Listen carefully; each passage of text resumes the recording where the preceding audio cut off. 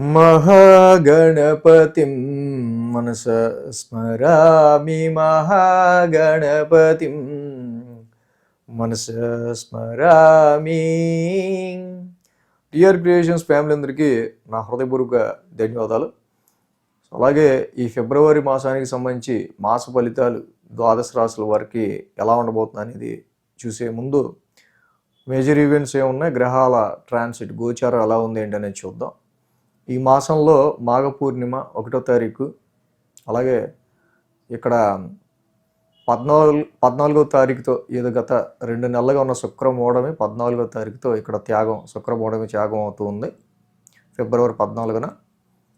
అలాగే ఇక 15వ తారీఖు మాస శివరాత్రి, మహాశివరాత్రి. ఈ కార్తీక మాసంలో ఎండింగ్లో వచ్చే మహాశివరాత్రి 15వ తారీఖు మనకి మేజర్గా ఈ 3 కూడా ఉన్నాయి.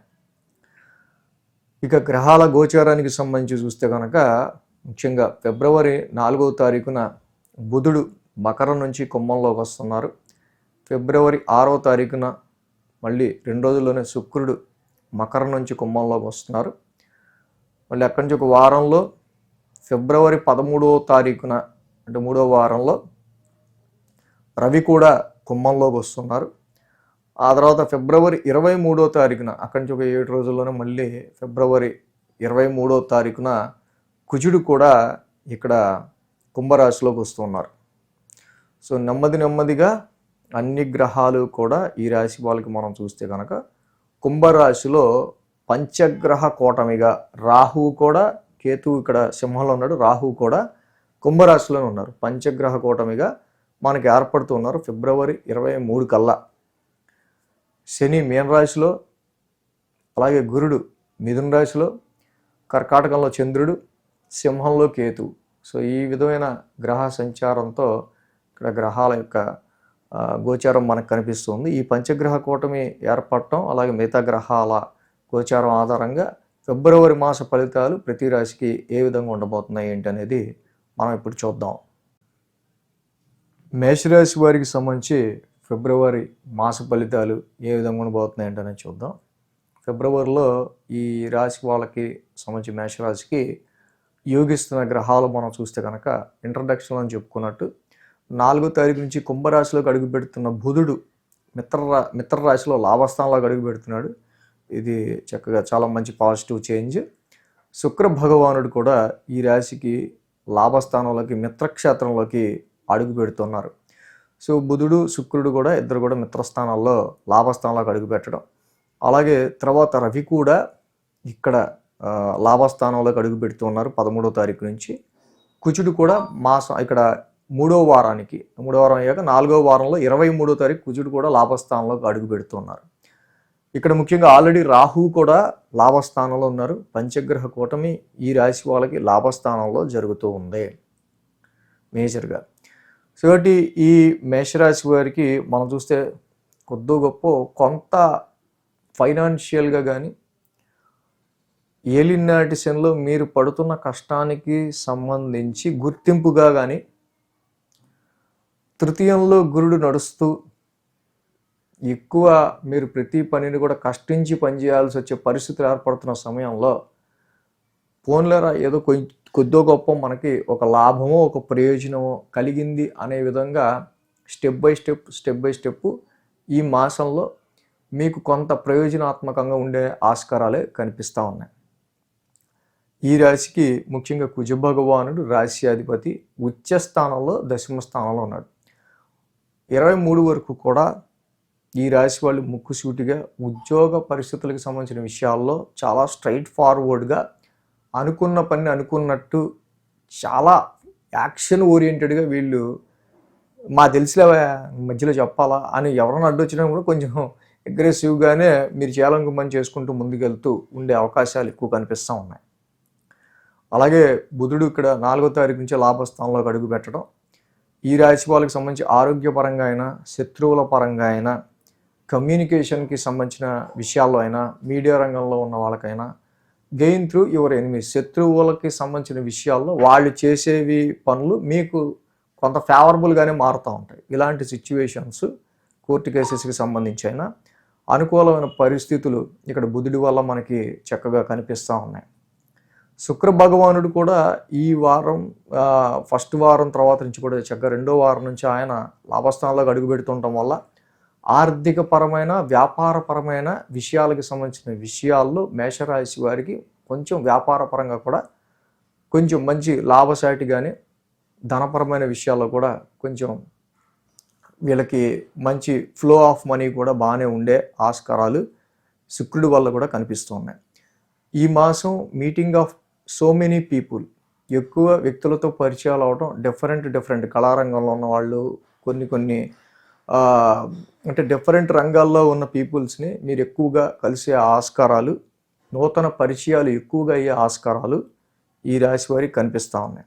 కాకపోతే ఇక్కడ ఏంటంటే పంచగ్రహ కూటమి రాహుతో కలిసి ఏర్పడటం వల్ల చాలా వరకు చాలా త్వరగా పరిచయం అవుతుంది, మళ్ళీ అంతే త్వరగా చెడిపోయే ఆస్కారాలు కూడా ఉంటాయి.